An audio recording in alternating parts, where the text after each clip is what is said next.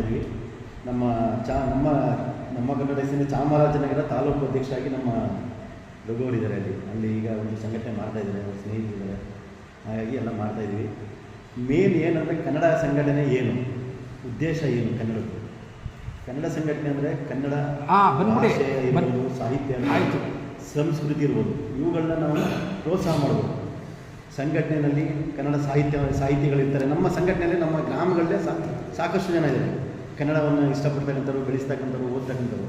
ಅವರನ್ನು ನಾವು ಗುರುತಿಸಿ ಅವ್ರನ್ನ ಸಾಹಿತಿಗಳಾಗಿ ಮಾಡೋದಕ್ಕೆ ನಾವು ಮಾಡಬೇಕು. ಆಮೇಲೆ ಕನ್ನಡಿಗರಿಗೆ ಐಕ್ಯತೆಯನ್ನು ನಾವು ತರಲಿಕ್ಕೆ ನಾವು ಸರ್ ನಿತಿನ್ ಕೆಲಸ ಮಾಡಬೇಕಾಗುತ್ತೆ. ಅದೇ ರೀತಿ ಇಲ್ಲಿ ಗಡಿ ಭಾಗ ನಮ್ಮದು, ಇಲ್ಲಿ ಯಾವುದೇ ಥರ ಸಮಸ್ಯೆಗಳಾಗಲಿ ತಮಿಳು ಜಾಸ್ತಿ ಇಲ್ಲ. ಇವತ್ತು ಶ್ರಾವಣ ಟೈಮ್ ಅಲ್ವಾ, ಹಾಗೂ ಸಾಕಷ್ಟು ಕಚೇರಿಗಳು ಭ್ರಷ್ಟಾಚಾರ. ಯಾವುದೇ ಆಫೀಸ್ಗೆ ಹೋಗಿ ನೀವು ಇರ್ಬೋದು, ಸ್ಟೇಷನ್ ಹೋಗಿ ಎಲ್ಲೆಲ್ಲೂ ದುಡ್ಡು ಭ್ರಷ್ಟಾಚಾರ ನಡೀತದೆ. ಒಂದು ಸಂಘಟನೆ ಒಂದು ಅಂತ ಇದ್ದಾಗ ನಮಗೆ ಒಂದು ಆನೆ ಬಲ. ನಾವು ನೋಡಪ್ಪ, ನಾವು ನಮ್ಮ ಕನ್ನಡ ಸೇನೆ ನಾವು ಸಂಘಟನೆ ಯಾಕೆ ಮಾಡಲ್ಲ, ನೀವು ಕೊಡು ನಮಗೆ, ಯಾಕೆ ಮಾಡಲ್ಲ, ಬರ್ಕೊಡು ನಮ್ಗೆ ಕೇಳ್ಬೋದು.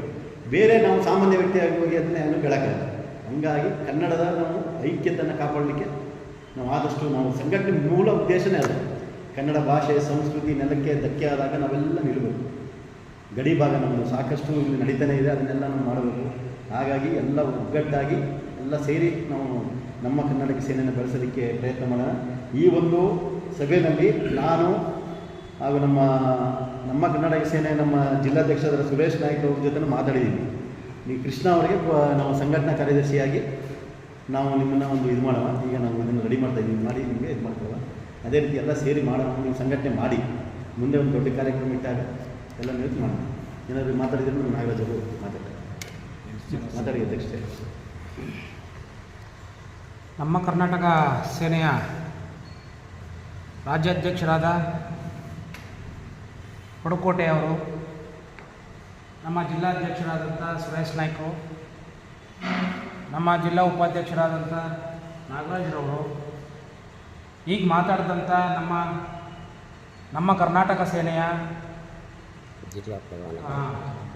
ಜಿಲ್ಲಾ ಪ್ರಧಾನ ಕಾರ್ಯದರ್ಶಿಯವರು, ಹಾಗೂ ನಮ್ಮ ತಾಲೂಕು ಉಪಾಧ್ಯಕ್ಷರಾದಂಥ ನಟರಾಜ್ರವರು, ನಮ್ಮ ನಗರದ ಪದಾಧಿಕಾರಿಗಳು, ನಮ್ಮ ಅಂಗಳದ ಪದಾಧಿಕಾರಿಗಳು, ನಮ್ಮ ಟೌನಿನ ಪದಾಧಿಕಾರಿಗಳು ಎಲ್ಲ ನಾವು ಇಂಥದೊಂದು ಸಂಘಟನೆಯನ್ನು ಯಾಕೆ ಮಾಡಬೇಕು ಅಂತಂದರೆ, ಕನ್ನಡ ನುಡಿ ನಮ್ಮ ಗಡಿನಾಡು ಭಾಗ, ಇಂತಹ ಒಂದು ಸಂಘಟನೆಯನ್ನು ನಾವು ಬೆಳೆಸ್ಕೊಂಡು ಮರದ ಎತ್ತರವಾಗಿ ಬೆಳಿಬೇಕು. ಇದು ನಾವು ಇಲ್ಲಿ ಸಂಘಟನೆ ಸೇರೋದು ಅನ್ನೋದಕ್ಕಿಂತ ಹೆಚ್ಚಾಗಿ ಶ್ರದ್ಧೆಯಿಂದ ನಮ್ಮ ಕನ್ನಡ ನಾಡು, ನುಡಿ, ಜಲ, ನೆಲ ಇದಕ್ಕಾಗಿ ನಾವು ದುಡಿಯುವಂಥದ್ದು. ನಾವು ಏನು ಶ್ರಮ ಪಡ್ತಿದ್ದೀವಿ ಅನ್ನೋದನ್ನು ಐಡೆಂಟಿಫೈ ಆಗಬೇಕು, ಗುರುತಿಸ್ಕೋಬೇಕು. ಅದಕ್ಕಾಗಿ ಈ ಸಂಘಟನೆ ನಮಗೆ ಬೇಕಾಗಿದೆ. ಈ ಸಂಘಟನೆಯಲ್ಲಿ ಜಾತಿ ಮತಗಳು ಬೇಡ. ನಾವು ಎಲ್ಲ ಒಗ್ಗಟ್ಟಾಗಿ ಒಟ್ಟಾಗಿ ಕನ್ನಡ ನುಡಿಗಾಗಿ, ಕನ್ನಡಾಂಬೆಯ ತಾಯಿಯ ಸೇವೆಗಾಗಿ ನಾವು ಇದ್ದು ಈ ತಾಯಿ ಸೇವೆಯನ್ನು ಮಾಡ್ಕೊಂಡು ಹೋಗೋದೇ ನಮ್ಮ ಕರ್ನಾಟಕ ಸೇನೆಯ ಒಂದು ಸಂಘಟನೆ ಅಂತ ಹೇಳಿ, ಇಂಥ ಸಂಘಟನೆಯಲ್ಲಿ ನಾವು ಭಾಳ ಎತ್ತರವಾಗಿ ಇನ್ನೂ ಪದಾಧಿಕಾರಿಗಳನ್ನ, ಇನ್ನೂ ವಿದ್ಯಾರ್ಥಿಗಳನ್ನು ಸೇರಿಸ್ಕೊಂಡು ಮುನ್ನುಡಿಯಾಗಿ ಹೋಗುವ ಸಂಘಟನೆಯನ್ನು ನಾವು ಬೆಳೆಸ್ಕೊಂಡು ಹೋಗೋಣ. ಎಲ್ಲ ಕೈ ಜೋಡಿಸೋಣ, ಎಲ್ಲ ಒಟ್ಟಾಗಿರೋಣ ಅಂತ ಹೇಳಿ ಒಂದೆರಡು ಮಾತನ್ನು ಮುಗಿಸ್ತೀನಿ ನಾನು.